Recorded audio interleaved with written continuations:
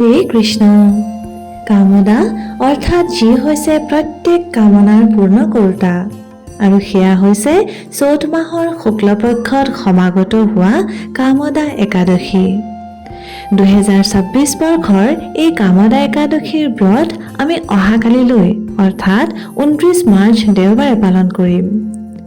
শাস্ত্ৰত উল্লেখ আছে যে ভগৱান শ্ৰী হৰিৰ গংগা, গয়া, কাশী, পুষ্কৰ, কুৰুক্ষেত্ৰ, ৰেৱা, বেদিকা, যমুনা তথা চন্দ্ৰভাগাৰ ভিতৰত একোৱেই ভগৱান হৰিৰ দিৱস অৰ্থাৎ একাদশীৰ ব্ৰতৰ সমান প্ৰিয় নহয়। যদি কোনো ব্যক্তিয়ে অজানিতেও একাদশী ব্ৰত পালন কৰে, তেতিয়াও তেওঁৰ সমস্ত পাপ তৎক্ষণাৎ জ্বলি ভস্ম হৈ পৰে আৰু তেওঁ অতি সহজতে আধ্যাত্মিক লোক প্ৰাপ্তি কৰে।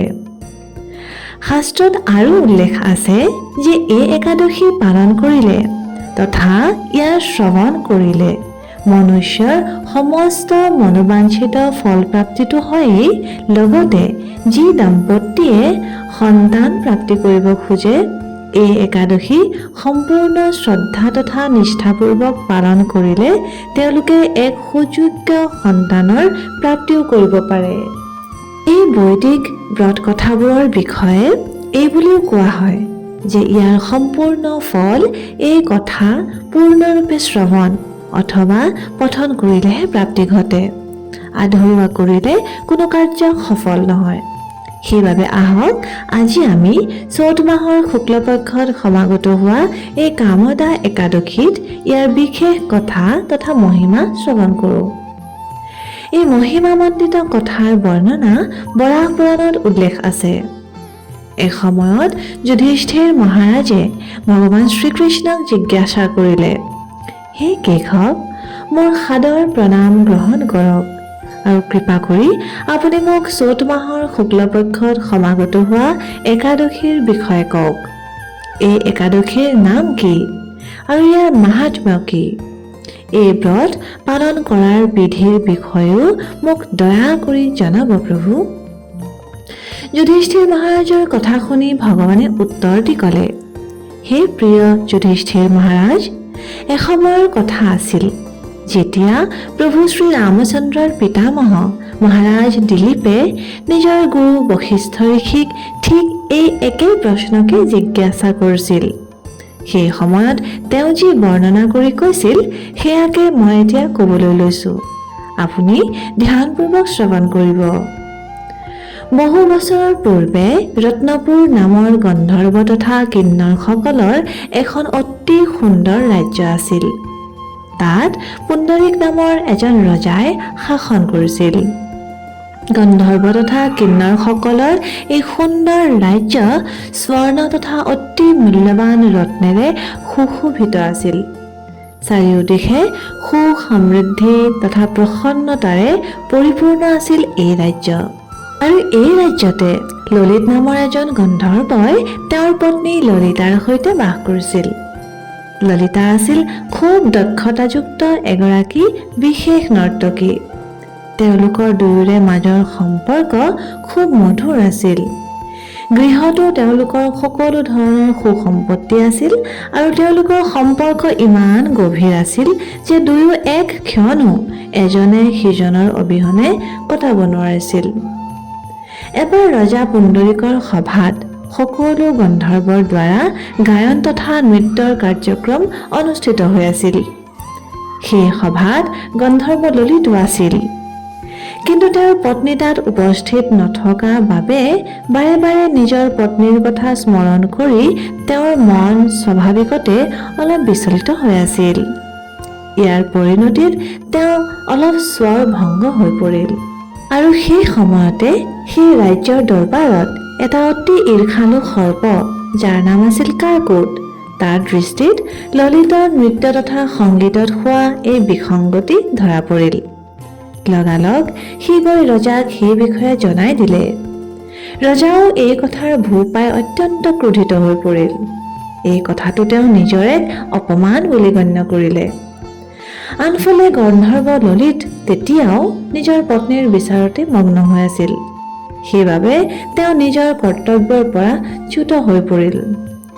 এই কথাত ক্ৰোধিত হোৱা ৰজাই ললিত গন্ধৰ্বক অভিশাপ দি ক'লে, হে মূৰ্খ, নিজৰ স্ত্ৰীৰ প্ৰতি থকা কামশক্তিৰ বাবে তুমি নৃত্য সভাত বিসংগতিৰ সৃষ্টি কৰিছা। সেইবাবে যোৱা, মই তোমাক নৰভক্ষক হৈ পৰাৰ অভিশাপ প্ৰদান কৰিছোঁ। আৰু ৰজাৰ দ্বাৰা এইদৰে অভিশাপ প্ৰাপ্তি হোৱাৰ লগে লগে ললিত গন্ধৰ্ব এটা ভয়াৱহ নৰভক্ষীলৈ পৰিৱৰ্তিত হৈ পৰিল। তাৰ বাহু 8 মাইল দীঘল, মুখখন এটা বিশাল গুহাৰ দৰে, দুচকু সূৰ্য তথা চন্দ্ৰৰ দৰে ভয়াৱহ হৈ পৰিল। তাৰ নখবোৰ পৃথিৱীৰ বিশাল গাঁতবোৰৰ সদৃশ, শৰীৰ 64 মাইল বহল হৈ পৰিল। আৰু সেইদৰে নৰভক্ষীৰ ৰূপত ললিত গন্ধৰ্বই বহু যাতনা ভুগিবলৈ ধৰিলে।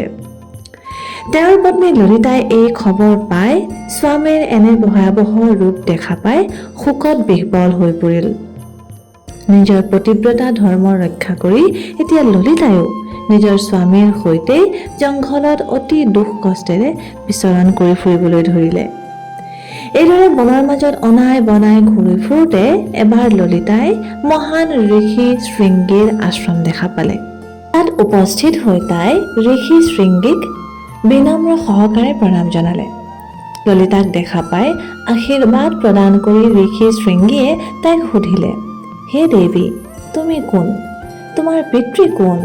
ইয়াত এনেদৰে তুমি জংঘলত কি কৰিছা? ঋষিৰ বচন শুনি ললিতাই ক'লে, হে ঋষিবৰ, মই হৈছোঁ মহান গন্ধৰ্ব বৃন্দাবনৰ পুত্ৰী। মোৰ স্বামী গন্ধৰ্ব ললিতক ৰজা পুণ্ডৰীকে অভিশাপ প্ৰদান কৰিলে। ইয়াৰ ফলস্বৰূপে তেওঁ নৰভক্ষী ৰাক্ষস হৈ পৰিল। তেওঁৰ এই কষ্ট দেখা পাই মই অত্যন্ত দুখী হৈ পৰিছোঁ। হে ঋষিবৰ, এনে কোনো উপায় প্ৰদান কৰকচোন, যাৰ ফলত মোৰ স্বামী এই ৰাক্ষস যোনিৰ পৰা মুক্তি লাভ কৰিব পাৰে। ললিতাৰ এই প্ৰাৰ্থনা শুনি শৃংগী ঋষিয়ে ক'লে, হে গন্ধৰ্ব কন্যা, কেইদিনমানৰ পিছতেই চ'ত মাহৰ শুক্লপক্ষত কামদা একাদশী সমাগত হ'ব।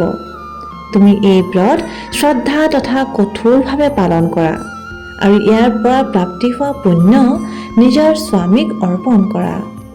ইয়াৰ দ্বাৰা অৱশ্যেই তেওঁ সেই ৰাক্ষস যোনিৰ পৰা মুক্ত হৈ পৰিব, যিহেতু এই ব্ৰতে সমস্ত ইচ্ছাৰেই পূৰণ কৰে।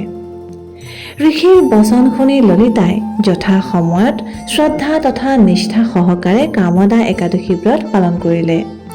আৰু দ্বাদশীৰ দিনা ভগৱান বসুদেৱ তথা ব্ৰাহ্মণৰ সন্মুখত তেওঁ ক'লে, হে প্ৰভু, মই মোৰ স্বামীক এই ভয়াৱহ অভিশাপৰ পৰা মুক্তি প্ৰদান কৰিবৰ নিমিত্তে এই ব্ৰত শ্ৰদ্ধা তথা নিয়ম অনুসৰি কঠোৰভাৱে পালন কৰিছোঁ।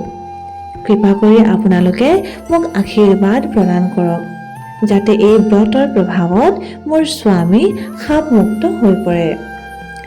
ললিতাই এই বচন কোৱাৰ লগে লগে এক চমৎকাৰ হ'ল। নৰভক্ষী ৰূপত থকা তাইৰ স্বামীয়ে সেই যোনি ত্যাগ কৰি তৎক্ষণাৎ পুনৰ গন্ধৰ্বৰ সুন্দৰ শৰীৰ ধাৰণ কৰিলে। তাৰপিছত তেওঁলোক দুয়োৱে ভগৱানক প্ৰাৰ্থনা জনাই ব্ৰতৰ সমাপন কৰিলে। আৰু তাৰপিছত তেওঁলোক দুয়ো আনন্দ মনেৰে নিজ ৰাজ্যলৈ পুনৰ ঘূৰি আহিল। এই কথাৰ সমাপন কৰি ভগৱান শ্ৰীকৃষ্ণই ক'লে, হে যুধিষ্ঠিৰ মহাৰাজ, এই ব্ৰত ইমান পবিত্ৰ যে যি ব্যক্তিয়ে এই অদ্ভুত কথাৰ আনকি শ্ৰৱণো কৰে, তেওঁ ব্ৰহ্ম হত্যাৰ পাপ তথা আসুৰিক শাপৰ পৰাও মুক্ত হৈ পৰিব। এই তিনিও লোকতে সমস্ত জীৱৰ বাবে ইয়াতকৈ অধিক শ্ৰেষ্ঠ দিন আৰু একো নাই। এয়া আছিল কামদা একাদশী তিথিৰ মাহাত্ম্য বৰ্ণনা কৰা পৌৰাণিক কথা। এতিয়া আমি আলোচনা কৰোঁ এই একাদশী ব্ৰত পালন কৰাৰ বিধিনো কি।